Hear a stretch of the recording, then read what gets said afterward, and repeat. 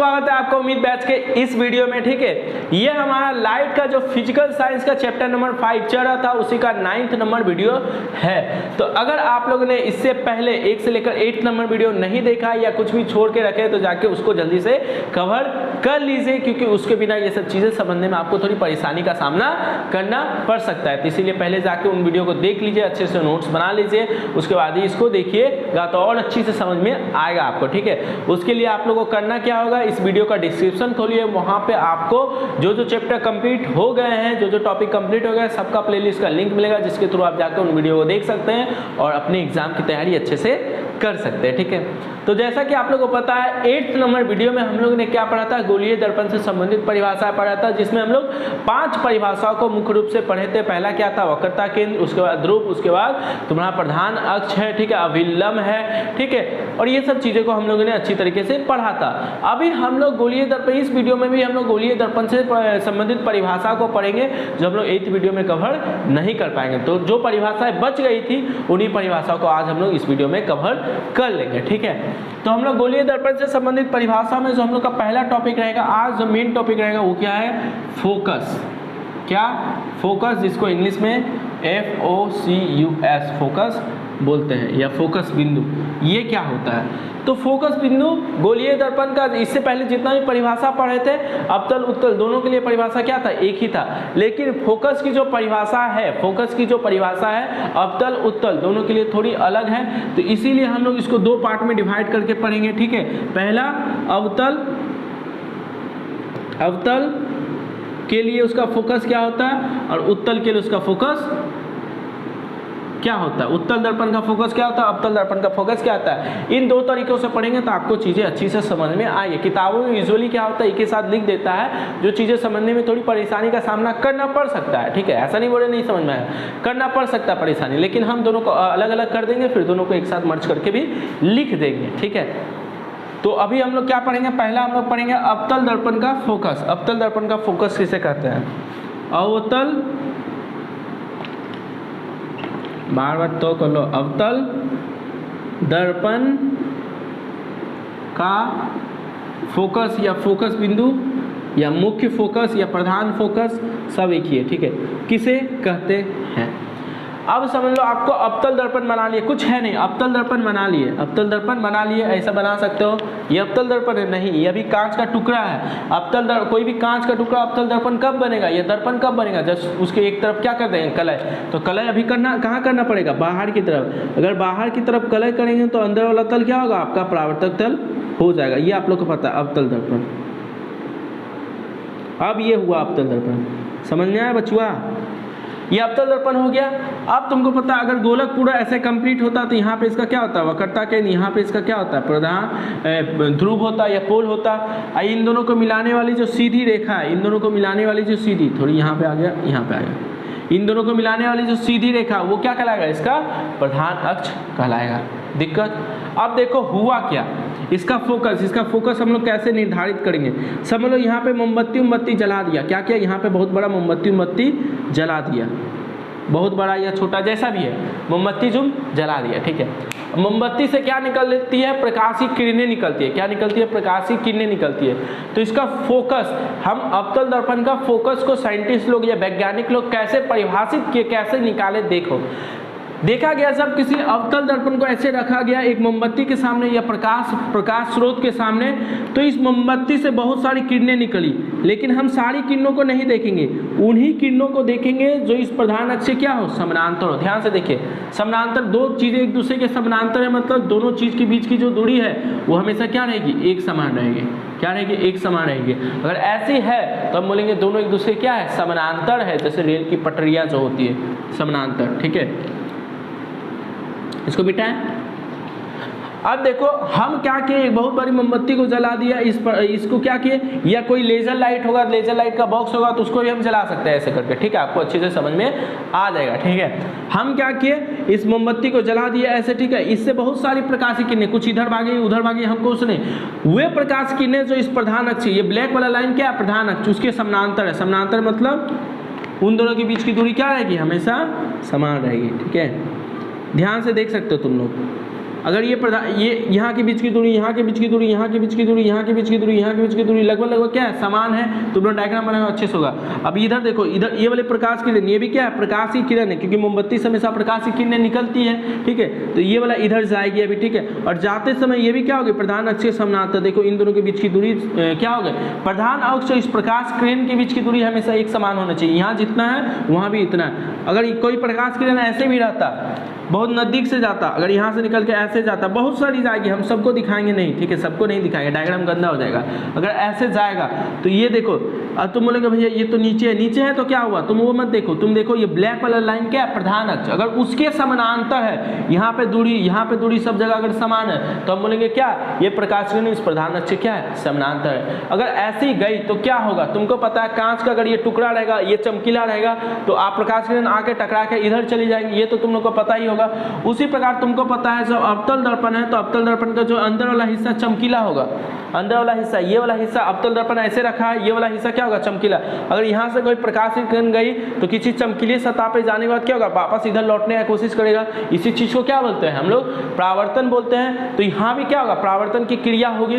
तो सोचो ये सारी प्रकाश किरणें इधर से जाएगी, ये सारी प्रकाश की किरणें क्या होना चाहिए, प्रधान अक्ष के समानांतर होना चाहिए। भैया तिरछी होगा तो तिरछी वाला को हम लेंगे ही नहीं, ठीक है। हम ऐसी प्रकाश की किरणों को देखेंगे जो प्रधान अक्ष के समानांतर है, उन्हीं के माध्यम से हम फोकस का ज्ञात करते हैं, ठीक है। तो एक बहुत सारी प्रकाश की किरणें क्या होगी, जो प्रधान अक्ष के समानांतर हो, चाहे वो दूर से हो चाहे वो पास से समानांतर हो। अगर समानांतर है तो क्या होगा, इस तल से टकराने के बाद तल के उधर नहीं जा पाएगी। क्यों नहीं जा पाएगी, क्योंकि ये चमकीला तल है, तो यहाँ पे परावर्तन होगा। ये सारी किरणें परावर्तन के बाद ये इधर आ जाएगी, ये भी इधर आ जाएगी, ठीक है, ये भी इधर आ जाएगी, देख सकते हो, और डिटेल में बताएंगे, ठीक है। अगर यहाँ से भी कोई प्रकाश की किरण गई और वो अगर इस प्रधान अक्ष, ये ब्लैक वाली लाइन का समानांतर है, तो यहाँ से परावर्तित होगी, वो भी क्या होगा, इसी बिंदु से जाने की कोशिश करेगा। तो तुम लोग देख सकते हो, यहाँ से जितना भी प्रकाश गया, यहाँ से जितना भी प्रकाश गया, परावर्तन के बाद सब एक ही बिंदु पे क्या हो गया, इकट्ठा हो गया। प्रधान अक्ष के एक ही बिंदु पे क्या हो गया, इकट्ठा हो गया। या रियल में जब हम लोग प्रैक्टिकल करते हैं तो सच में ऐसा हो जाता है, तुम लोग वीडियो में देख भी सकते हो, ठीक है, ऐसा हो जाता है।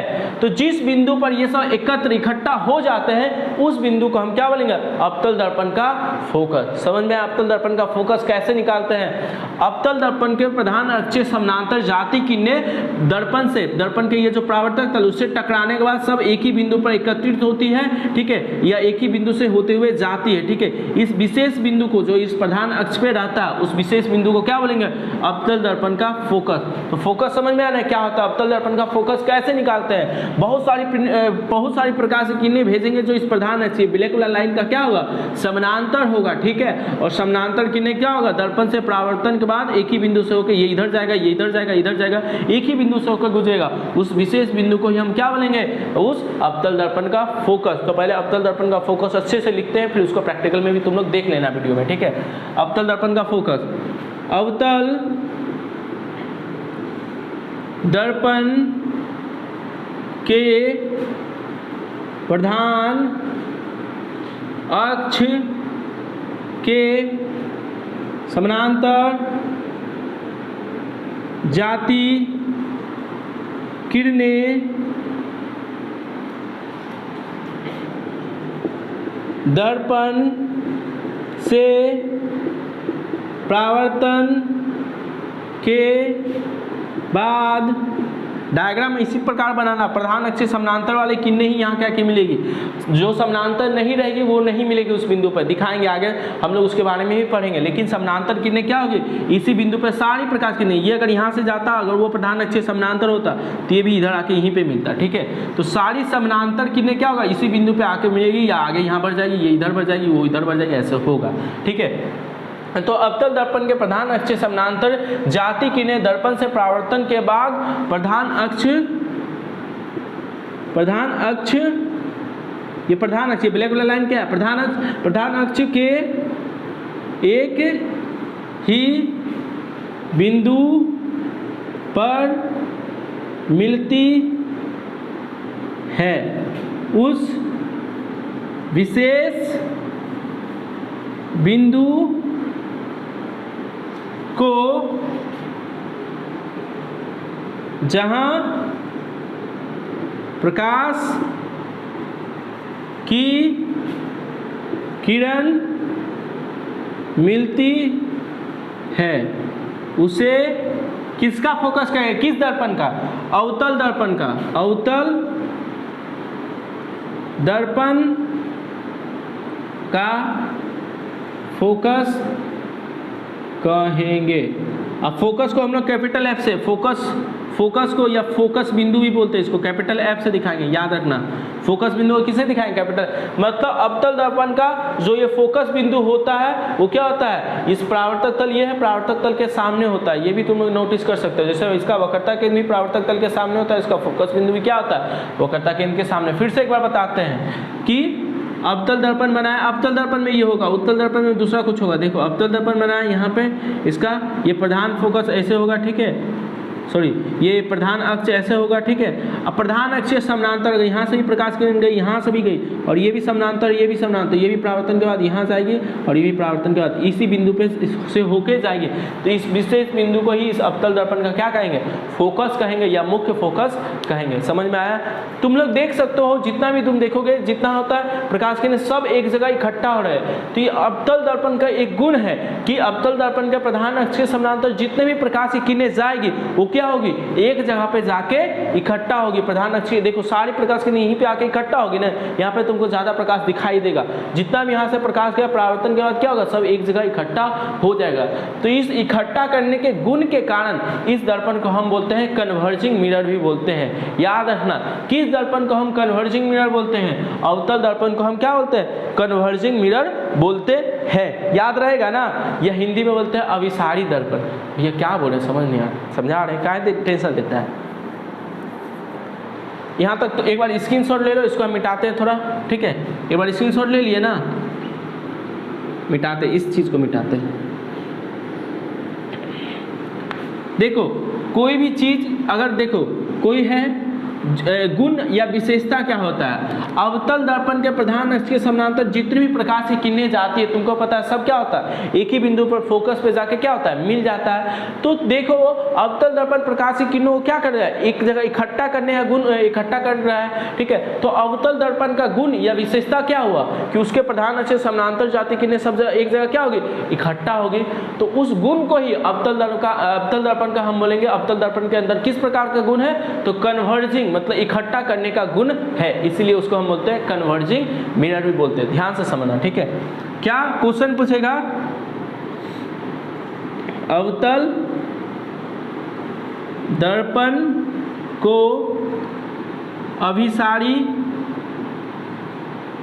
दर्पण या इंग्लिश में बोलते हैं कन्वर्जिंग, मोस्ट फेमस कन्वर्जिंग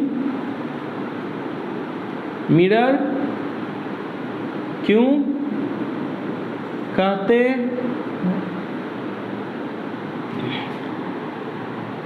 अवतल दर्पण को अभिसारी या कन्वर्जिंग मिरर क्यों कहते हैं? देखो क्यों कहते हैं, क्या जैसा कि तुम लोग को पता है, अगर अवतल दर्पण बनाया तुम लोग, ठीक है, अवतल दर्पण को देखोगे, प्रैक्टिकल करके अगर देखोगे तो अवतल दर्पण के प्रधान, ये जो प्रधान अक्ष होगा P और C, इसके समानांतर जितने भी प्रकाश की किरणें जाएगी, समानांतर मतलब समझते हो ना, इनकी बीच और इनके बीच की दूरी समान है, इनकी उनके बीच की दूरी हमेशा समान रहेगी सब जगह, ठीक है। तो समानांतर जितने भी समानांतर किरणें जाएगी, इस दर्पण का ये वाला तल क्या है? परावर्तक तल। इससे टकराने के बाद परावर्तन में प्रकाश किरणें इधर चली जाएगी, प्रकाश किरणें इधर चली जाएगी। जितने भी प्रकाश किरणें अगर समानांतर गई वो भी यहाँ पे मिलेगी, इधर से भी गई तो भी क्या होगा? इकट्ठा। एक ही जगह सारी प्रकाश किरणें एक जगह क्या होगी? इकट्ठा। तो अवतल दर्पण क्या करता है? प्रकाश की किरणों को एक जगह इकट्ठा करने का काम करता है। इसी गुण के कारण, इसी विशेषता के कारण हम लोग अवतल दर्पण को क्या बोलते हैं? कन्वर्जिंग। कन्वर्ज करना मतलब एक जगह इकट्ठा करना, एक जगह एकत्र करना, ठीक है। तो उसके अंदर किस प्रकार का गुण है? कन्वर्जिंग, मतलब एक जगह एकत्र करने का गुण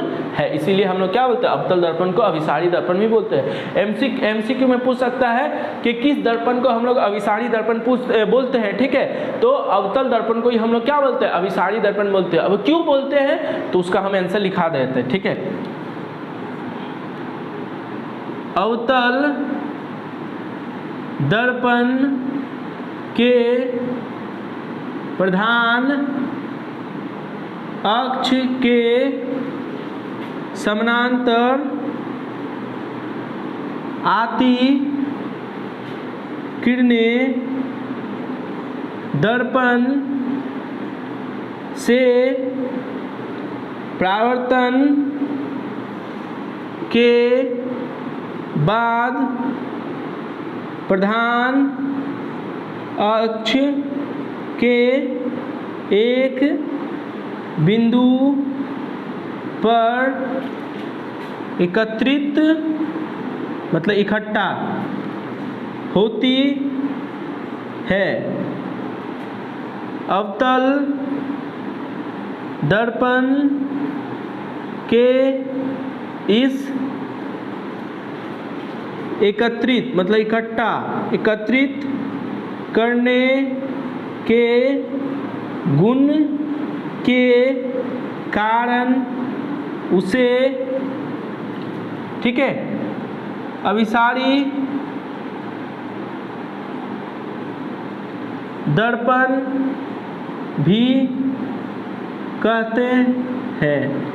याद रखना दर्पण ये जो इसके प्रधान अक्ष समानांतर सब जगह एक ही जगह इकट्ठा होगा। यहाँ पे बहुत ज़्यादा इधर से प्रकाश जाएगा, इधर से सब जगह एक ही जगह इकट्ठा हो जाएगा। इसी गुण के कारण हम इसे क्या कहेंगे?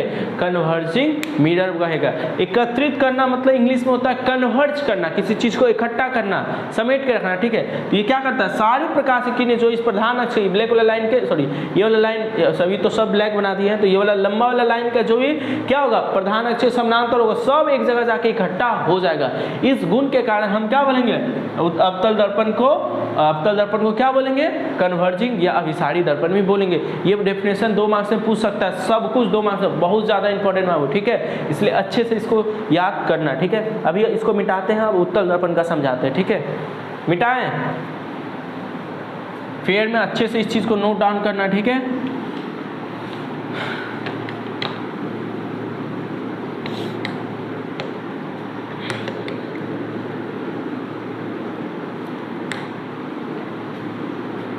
फेयर में अच्छे से इस चीज़ों को नोट डाउन करना, कुछ ना समझ में आया तो पूछते रहना।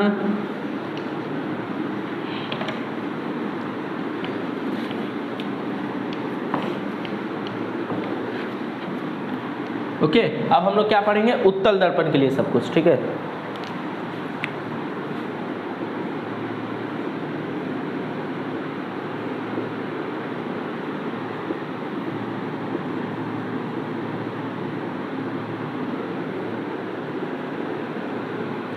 देखो उत्तल दर्पण का फोकस क्या होता है, ठीक है। जैसा कि तुमने उत्तल दर्पण अगर तुम बनाना चाहो तो ये क्या होगा? ऐसा दर्पण, ये दर्पण है नहीं, इसका हम ये वाला तल क्या होगा? परावर्तक बना देंगे तो ये क्या कहलाएगा? उत्तल दर्पण कहलाएगा, ठीक है। अब यहाँ पे एक प्रधान अक्ष, ये P, ये C, ये तुम लोग को पता है, ठीक है। अब वैज्ञानिकों ने देखा जब उत्तल दर्पण मतलब कोई उभरा हुआ सतह है, ठीक है, उसके प्रधान अक्ष के समानांतर अगर प्रकाश की किरणों को भेजे, मतलब यहाँ कोई मोमबत्ती जला दिए, ठीक है, और लेजर लाइट भी जला सकते हो, कैसा भी चीज़ जो यहाँ से प्रकाश की किरणों को निकालेगा, ठीक है। अगर यहाँ से लेजर लाइट जला दिए तो प्रकाश किरण इधर आएगा, ऐसे यहाँ पे ऐसा आएगा। जो क्या होना चाहिए? इस प्रधान ब्लैक वाला लाइन के समानांतर होना चाहिए, ठीक है। अब ऐसा नहीं कि ऐसा है, ये लाइन के ये जो प्रकाश किरण इसके समानांतर नहीं है तो उसके लिए हम नहीं कर सकते, ठीक है। हमेशा क्या आना चाहिए? इस ब्लैक वाला लाइन के समानांतर, ये जो प्रकाश की किरण है अगर यहाँ से भी आया तो इस ब्लैक वाला लाइन के क्या होना चाहिए? समानांतर आना चाहिए। लेकिन हम उतना नहीं बनाएंगे, बहुत सारी आ सकती है, लाखों प्रकाश की किरणें आ सकती है, लेकिन हम उतना दिखाएंगे तो डायग्राम गंदा हो जाएगा, इसलिए हम ऐसा नहीं दिखा रहे, ठीक है। अब देखा गया कि जितनी भी प्रकाश किरणें प्रधान अक्ष के समानांतर आ रही है, कौन सा दर्पण? उत्तल दर्पण में सारी प्रकाश किरणें जो प्रधान अक्ष समानांतर आ रही है ना उत्तल दर्पण में, उत्तल दर्पण का ये वाला तल क्या है? परावर्तक तल, चमकीला तल। तो इस तल से टकराने के बाद क्या होगा? परावर्तन के बाद ये इधर चली जा रही है। भैया ये इधर क्यों नहीं गई? ये इधर चली जाती है, ठीक है। ये इधर से आई, इधर चली गई। यहाँ परावर्तन का नियम काम करता है, तुम लोग को हम बताएंगे। यहाँ अभिलंब, आपतित किरण, परावर्तित किरण सब कुछ खींच के बताएंगे, ठीक है। लेकिन अभी नहीं बताएंगे, अभी तुम इतना डेफिनेशन पहले समझो जो हुआ है, जो प्रैक्टिकल देखा गया तुम लोग वीडियो में देख सकते हो, ठीक है। यहाँ पे चल रहा है वीडियो, देख सकते हो। प्रैक्टिकल जो देखा गया उसमें हम लोग इन्हीं चीज़ों को ऑब्जर्व किए, ठीक है। क्या कि इस प्रधान अक्ष जो भी प्रकाश की किरण है जो समानांतर है, इस प्रधान अक्ष क्या है? समानांतर है, ठीक है। उसके समानांतर आने वाली किरणें क्या हुई? परावर्तन के बाद ये इधर चली गई, ये इधर चली गई, ठीक है। अब इन प्रकाश की किरणों को पीछे सीधा ऐसा लाइन खींच दो, ठीक है। अगर इसको हम यहाँ से सीधा खींचते तो यहाँ पे ये मिलेगा, इसको सीधा खींचते तो हमको लगेगा यहाँ से आ रहा है, ठीक है। ध्यान से ना क्या हुआ यहाँ पे, ठीक है। अगर तुम यहाँ से इसको देखोगे या फिर तुम यहाँ से इसको कैसे बनाए आँख, ठीक है, देखो क्या हुआ, ध्यान से देखना, ठीक है।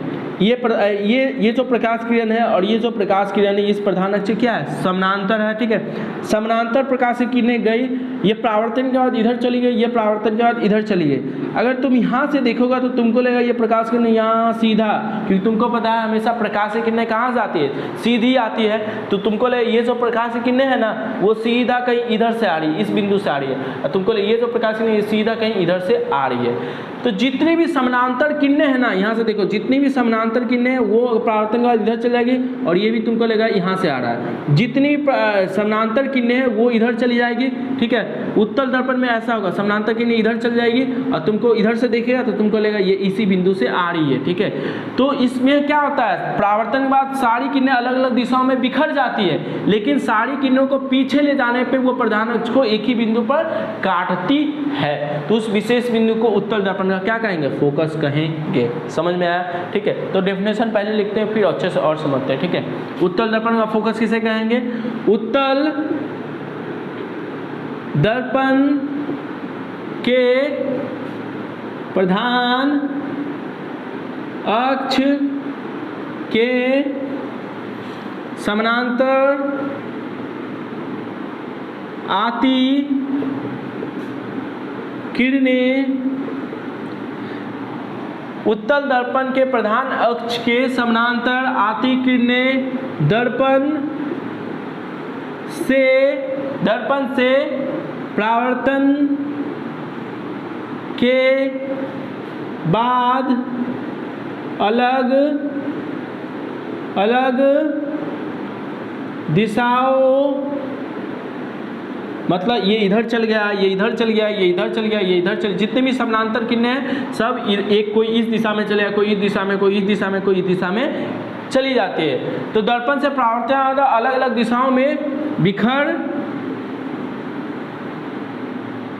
बिखर जाती है, लेकिन तुम इस प्रकाश की किरण को सीधा अगर लाइन खींचेगा तो इसी बिंदु पे आके मिलेगा, इसको अगर खींचेगा तो ये इसी बिंदु पे, इसको खींचेगा तो ये इसी बिंदु पे, सीधा अगर खींचेगा तो, ठीक है, सब एक दूसरे को कहाँ काटेगा, एक दूसरे को इस प्रधान अक्ष के इसी बिंदु पे आके काटेगा। अगर पीछा ले गया, कल्पना किया, कल्पना करना डायग्राम से होगा तुम ऐसे करेगा, ठीक है। इसको अगर पीछे ऐसे लाइन यहाँ से सीधा लाइन सीधा खींचेगा तो यहाँ आके मिलेगा, ये इधर आके मिलेगा, ये इधर आके, कल्पना करेगा ऐसे करके तो यहीं पे आके एक दूसरे को काटेगा। उस विशेष बिंदु को हम क्या बोलेंगे, इसका फोकस बोलेंगे। ध्यान, डेफिनेशन पहले याद रखना, फिर चीजें अच्छे से क्लियर हो जाएगी, ठीक है। दिशाओं में बिखर जाती है, ठीक है, लेकिन सारी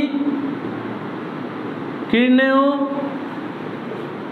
को पीछे ले जाने पर, अब पीछे ले जाना मतलब ये नहीं कि सच में पीछे ले गए, पीछे ले जाना मतलब इसको पीछे इमेजिन करना। अगर ये पीछा का सीधा यहाँ से तुमको दिखेगा तो तुमको लगा सीधा ये इधर से कहीं से आ रहा है, यहाँ पे यहाँ से आ रहा है, और ये भी तुमको लगा सीधा कहीं इधर से आ रहा है। तो सारी प्रकाश किरणों को अगर पीछे कल्पना किया गया, इसको पीछे ले गया तो सब क्या होगा, एक ही बिंदु पर इस प्रधान अक्ष को काटेगा, ठीक है। तो इस विशेष बिंदु को हम क्या बोलेंगे, इस उत्तल दर्पण का फोकस, बस याद रखना। पीछे ले जाने पर लेकिन सारी प्रकाश की किरणों को पीछे ले जाने पर वह सब एक ही बिंदु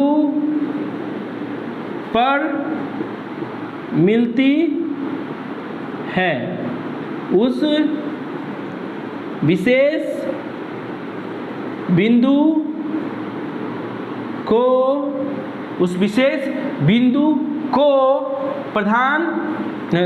उत्तल दर्पण का फोकस कहते हैं। समझ में आ गया, उत्तल दर्पण का क्या कहते हैं, फोकस कहते हैं। ये चीज़ आप लोग को समझ में आ गई, ठीक है। तो डेफिनेशन को फिर से एक बार अच्छे से, जो डेफिनेशन पढ़े हैं, फिर से डायग्राम उसके माध्यम से अच्छे से बनाने की कोशिश करते हैं, ठीक है। वीडियो में आप लोग देख सकते हैं, वीडियो में जो देखे थे आप लोग उस चीज़ को याद रखेगा, वो चीज़ें रियल में, ये सब चीज़ें प्रैक्टिकल, ये सब चीज़ें जब प्रैक्टिकल कीजिएगा ना तो और अच्छे से समझ में आएगा। ये सारी चीज़ें रियल है, फिजिक्स रियल है, ठीक है। ये नहीं कि डेफिनेशन है, इमेजन है, डायग्राम है, ऐसा नहीं। हम तो डायग्राम के माध्यम से अभी समझा सकते हैं ना बोर्ड पे, लेकिन प्रैक्टिकल जब आप कीजिएगा तो सच में ऐसा कुछ होगा, ठीक है, देखने को मिलेगा, ठीक है। तो इन चीज़ों को रियल मान के ही पढ़िए तो आपको और अच्छे से समझ में आएगा। फिजिक्स में जो भी पढ़ाया जाता है सब चीज़ें रियल ही होती है, ठीक है। इसीलिए आप इन चीज़ों को अच्छे से पढ़िए। देखो हम क्या बोले, हम बोले कि एक उत्तल दर्पण बना लीजिए। आप लोगों ने क्या किया, उत्तल दर्पण बना लिया, ठीक है। उत्तल दर्पण बनाने के लिए ऐसे ऐसे ऐसे ऐसे ऐसे ऐसे ऐसे करना पड़ेगा, आपको पता है। यहाँ पे क्या होगा, प्रधान अक्ष ये P होगा, ये C होगा इधर, ठीक है। हम बोले यहाँ से कोई प्रकाश की किरण गई जो प्रधान अक्ष के क्या है, समानांतर है। यहाँ से कोई प्रकाश की किरण जो प्रधान अक्ष के समानांतर है। अब क्या होगा, ये परावर्तन के बाद इधर, हाँ अब क्या होगा, यह परावर्तन के बाद इधर चल जाएगी। लेकिन इन प्रकाश की किरणों को यहाँ से पीछे कल्पना कीजिए, पीछे ऐसे ऐसे ले जाते जाइए, लेते डॉटेड लाइन इमेजिन कीजिए। सच में तो ये प्रकाश की पीछे आप भेजा नहीं सकते ना प्रकाश की किरणों को। इमेजिन कि ये कहीं सीधा, इसको सीधा लाइन खींचिए, तो ये क्या होगा, सीधा लाइन खींचने पे इस प्रधान अक्ष को इस बिंदु पे काटेंगे। उसी पर ये क्या है, ये वाला जो लाइन है, ये वाला जो प्रकाश की किरण है वो भी प्रधान अक्ष के समानांतर है, तो ये भी परावर्तन के बाद इधर चली जाएगी, ठीक है। इसको भी कल्पना, इसको भी अगर पीछे इमेजिन कीजिएगा ऐसे ऐसे जाते जाते जाते, तो ये भी क्या होगा, प्रधान अक्ष को इसी बिंदु पर काटते हुए प्रतीत होगी या काटेगी, ठीक है। तो इस विशेष बिंदु को, इसको जिसको हम F से दिखाएंगे, कैपिटल F से, उस विशेष बिंदु को इस उत्तल दर्पण का फोकस कहेंगे। समझ में आया। अब भैया उत्तल दर्पण को भी किस नाम से जाना जाता है वो भी थोड़ा बता दीजिए। तो उत्तल दर्पण को हम किस नाम से जानते हैं, उत्तल दर्पण को हम अवसारी दर्पण के नाम से क्यों करते हैं, देखो कैसे क्वेश्चन होगा। उत्तल दर्पण को अपसारी दर्पण, ठीक है, या इसको बोलते हैं इंग्लिश में डाइवर्जिंग मिरर क्यों कहते हैं। उत्तल दर्पण को डाइवर्जिंग मिरर क्यों कहते हैं। डाइवर्ज करना मतलब समझते हो ना, तुम बोलते हो मेरा दिमाग डाइवर्ज कर दिया, मतलब क्या हुआ, अलग अलग दिशाओं में बिखेर दिया, मेरा एक जो ध्यान है एक जगह एकत्रित नहीं है, ठीक है। डाइवर्ज करना मतलब अलग अलग कर देना, बिखेर देना पूरा, ठीक है। तो क्या करता है, देखो उत्तल दर्पण के प्रधान अक्ष के समानांतर जितने भी प्रकाश की किरणें आती है वो एक जगह इकट्ठा थोड़ी हो रही है, एक जगह इकट्ठा नहीं हो रही, वो कोई इधर चल जा रहा है, कोई इधर चला, मतलब अलग अलग दिशाओं में क्या करता है, बिखेर देता है। जितना भी तुम लाइट मारेगा तुम्हारा पूरा लाइट इधर फैल जाएगा, पूरा इधर आकर इंजोरा हो जाएगा, समझा। अब तुम देख सकते हो जो उत्तल दर्पण है वो क्या करता है, प्रकाश की किरणों को बिखेर देता है, फैला देता है। पूरा प्रकाश किरण यहाँ तक आई थी, अब यहाँ से टकराने में पूरा प्रकाश इतना दूर इंजोरा हो जाएगा, समझ रहे हो ना। पूरा इतना दूर क्या हो जाएगा, इंजोरा, एकदम प्रकाश फैल जाएगा इतना दूर, पूरा जहां जहां प्रकाश जाएगा वो पूरा क्या हो जाएगा, इंजोरा मतलब हो जाएगा, ठीक है, पूरा लाइट आ जाएगा वहां पे, ठीक है। तो जो उत्तल दर्पण है वो क्या करती है, प्रकाश की किरणों को फैलाने की काम करती है। इसी कारण हम उत्तल दर्पण को क्या बोलते हैं, अपसारी। अपसारी को हिंदी में छोड़ो, इंग्लिश में डाइवर्जिंग, मतलब प्रकाश की किरणों को डाइवर्ज करता है, बिखेरने का, फैलाने का काम करता है। इसी कारण इसको हम बोलेंगे डाइवर्जिंग मिरर। समझ में आया। तो हम क्या लिख सकते हैं इसको, उत्तल दर्पण के प्रधान अक्ष के समानांतर आती किरणें दर्पण से परावर्तन के बाद अलग अलग दिशाओं में बिखर या उसी को बोलते हैं फैल जाती है। प्रकाश की किरणों को फैलाने या बिखेरने के कुन के कारण इसे क्या कहते हैं, अपसारी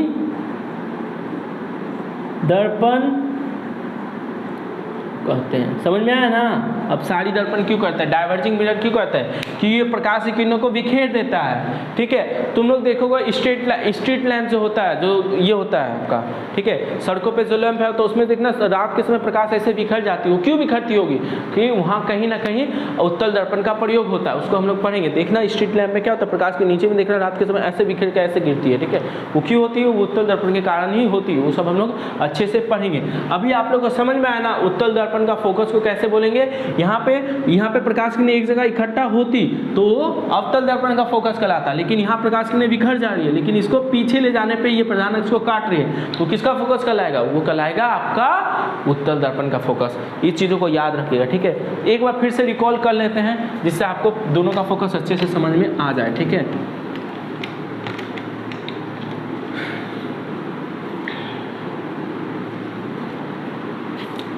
इसको मिटाएं, जा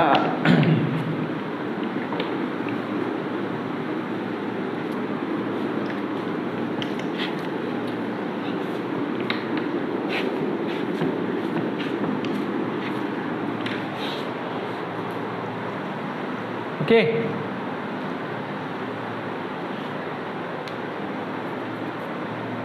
हम क्या बोले थे, अवतल दर्पण लो,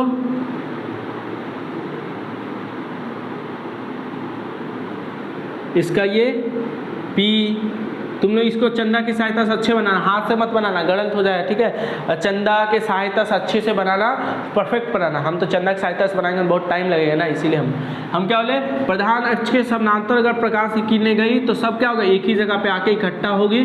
जहाँ पे इकट्ठा होगी उस बिंदु को क्या बोलेंगे, उसका फोकस। तो हम इसको अगर मिटा दे, इसका अगर फोकस एक बार मिल गया तो ऐसे करके लिख सकते हैं इसको। अगर एक बार फोकस मिल गया तो सारी प्रकाश की किरणें जितने प्रधान अक्ष से समानांतर यहीं पे आके मिलेगी ना, तो इसको फोकस बोलेंगे। तो देख सकते हो फोकस, अवतल दर्पण का फोकस, ये अवतल थोड़ी बना दे, अवतल दर्पण का फोकस ऐसे होगा। ठीक है, उत्तल दर्पण में हम क्या बोले, अगर उत्तल दर्पण है, ठीक है, उत्तल दर्पण के लिए ऐसे ऐसे ऐसे ऐसे ऐसे ऐसे ऐसे ऐसे होना अनिवार्य है। ये P होगा, ये C होगा। ठीक है, तो उत्तल दर्पण में अगर यहाँ से प्रधान अक्ष के समानांतर प्रकाश की किरणें यहाँ से भी समानांतर गई, ठीक है, तो ये इधर चली जाएगी और ये क्या होगा, इधर चली जाएगी। ठीक है, तो ये प्रकाश इधर चली जाएगी, ये एरो दिखाना पड़ेगा, इधर चली जाएगी।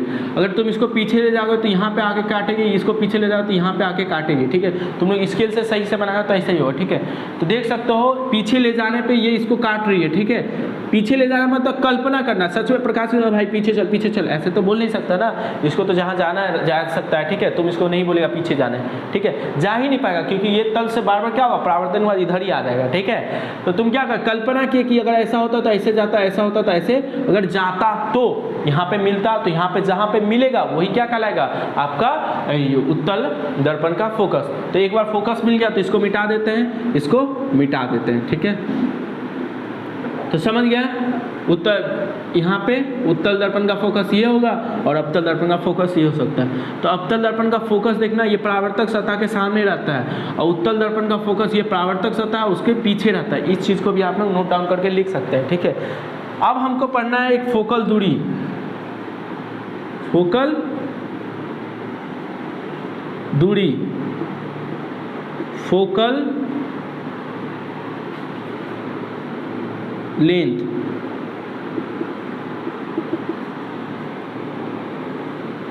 फोकल लेंथ, ठीक है, फोकल लेंथ क्या होता है भैया। ठीक है, तो फोकल लेंथ कुछ नहीं होता, तुमको पता है, ये फोकस है, ये क्या है, फोकस है, ये फोकल लेंथ है, याद रखना, ये फोकस बिंदु है और ये P है। ठीक है, इन दोनों के बीच की जो दूरी होगी, यहाँ से लेकर यहाँ के बीच की जो दूरी होगी, या फिर यहाँ से लेकर यहाँ के बीच की जो दूरी होगी, वही दूरी को क्या बोलेंगे, इस दर्पण का फोकल दूरी, या इस दूरी को बोलेंगे इस दर्पण का फोकल दूरी। समझ में आया? यहाँ से अगर यहाँ की दूरी अगर 2 सेंटीमीटर होगा, ठीक है, तो हम बोलेंगे इसका फोकल दूरी कितना है, 2 सेंटीमीटर।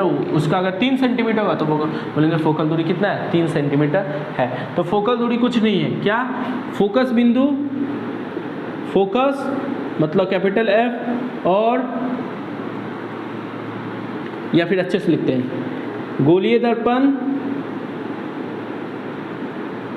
दर्पण के फोकस, फोकस मतलब कैपिटल F, और ध्रुव मतलब P के बीच की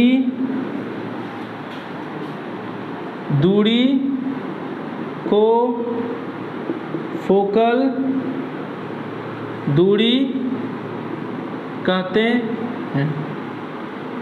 इन दोनों के बीच की जो दूरी है, यह इतना ही दूरी माप लीजिएगा स्केल से 2 सेंटीमीटर, यहाँ से यहाँ माप लीजिएगा तो 2 या 3 जो भी आएगा वो इसका क्या कहलाएगा, फोकल दूरी। ठीक है, मतलब F और P के बीच की जो दूरी है वो क्या कहलाएगा, फोकल दूरी, फोकल दूरी। ठीक है, याद रखिएगा, पूछेगा डेफिनेशन।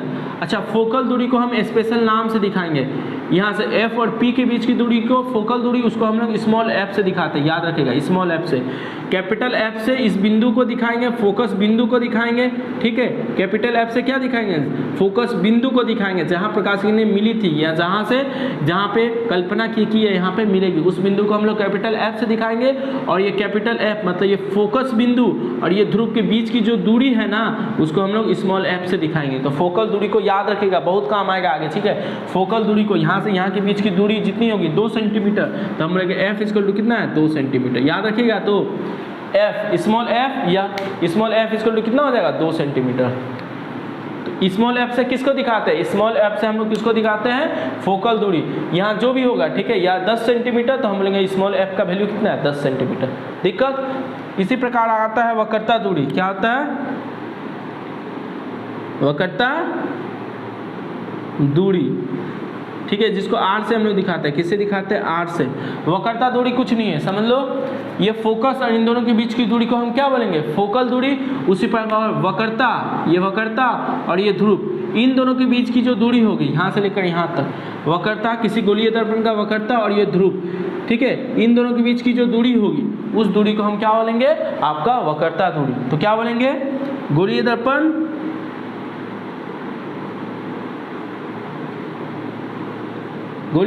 के वक्रता केंद्र मतलब C और फोकस, सॉरी, वक्रता केंद्र के C और ध्रुव मतलब P के बीच की दूरी को वक्रता दूरी कहते, याद रहेगा ना। C से लेकर P के बीच की दूरी जो भी होगी इसको माप लोगे आप लोग। ठीक है, इस दूरी को ये हम क्या बोलेंगे, उसकी वक्रता दूरी, उस गोलीय दर्पण का, चाहे वो अवतल हो तो अवतल का वक्रता दूरी और उत्तल हो तो उत्तल का वक्रता दूरी। मतलब C से लेकर P के बीच की जो दूरी होगी उसी को हम क्या बोलेंगे, वक्रता दूरी, जिसको हम लोग स्मॉल r से दिखाते हैं। किससे दिखाते हैं, स्मॉल r से दिखाते हैं, यहाँ पे लिखे भी है स्मॉल r। कोई बुक में कैपिटल R से भी दिखा देते हैं, लेकिन मैक्सिमम बुक में हम इस दूरी को क्या दिखाएंगे, स्मॉल r से। मतलब अगर यहाँ से यहाँ के बीच की दूरी 10 सेंटीमीटर होगी तो हम बोलेंगे स्मॉल r का वैल्यू कितना है, 10 सेंटीमीटर है। कोई बुक में कैपिटल R से भी दिखाता है, लेकिन हम स्मॉल r से ही दिखाएंगे। ठीक है, गलत नहीं होगा। ठीक है, और यहाँ से यहाँ की दूरी अगर होगी 5 सेंटीमीटर तो हम बोलेंगे small f equal to 5 centimetre होता है। दिक्कत, अगर बोले हम यहाँ से लेकर P से C के बीच की जो दूरी या लंबाई बोलो अगर होगा 8 सेंटीमीटर तो हम लेंगे r इक्वल टू 8 सेंटीमीटर। यहाँ और यहाँ के बीच की दूरी होगी अगर 4 सेंटीमीटर तो हम लेंगे f इक्वल टू कितना है, 4 सेंटीमीटर। फोकल दूरी 4 सेंटीमीटर। समझ में आया ना। तो फोकल दूरी, वक्रता दूरी समझ में आ गया होगा, फोकस किसे कहते हैं, ये सारी चीज़ें आप लोग को समझ में आ गई होगी। अभी हम लोग ने इस वीडियो के साथ ही हम लोगों ने गोलीय दर्पण से संबंधित जितनी भी परिभाषा है सबको हम लोगों ने अच्छी तरीके से पढ़ लिया है। इस चीज़ों को आप लोग नोट्स वोट्स करके अच्छे से इसको याद कर लीजिएगा। एक एक चीज़ आप लोग को हम समझा दिए। अभी भी अगर कुछ डाउट हो तो आप आराम से बेझिझक आप पूछ सकते हैं, हम उसको सॉल्व कर देंगे या बता देंगे। समझ में आएगा। तो इन सब चीज़ों को आप अच्छे से याद रखिए, ये दोनों चीज़ अच्छे से याद रखिएगा, काम आएगा। यहाँ से यहाँ की दूरी मतलब C से लेकर P के बीच की दूरी को वक्रता दूरी और F से लेकर P के बीच की दूरी को फोकल दूरी कहते हैं। यहाँ की लंबाई तो माप सकते हैं ना, तो आप लोग इजीली ये सब चीज़ें कर सकती हैं। ठीक है, तो आज के लिए हम लोग जितना डेफिनेशन पढ़ा उतना इनफ है, पूरा डेफिनेशन अभी हम लोग का खत्म हो चुका है, ठीक है। इसको आप लोग अच्छे से नोट डाउन कर लीजिएगा, ठीक है। तो आज के लिए इतना ही है, फिर मिलते हैं नेक्स्ट वीडियो में।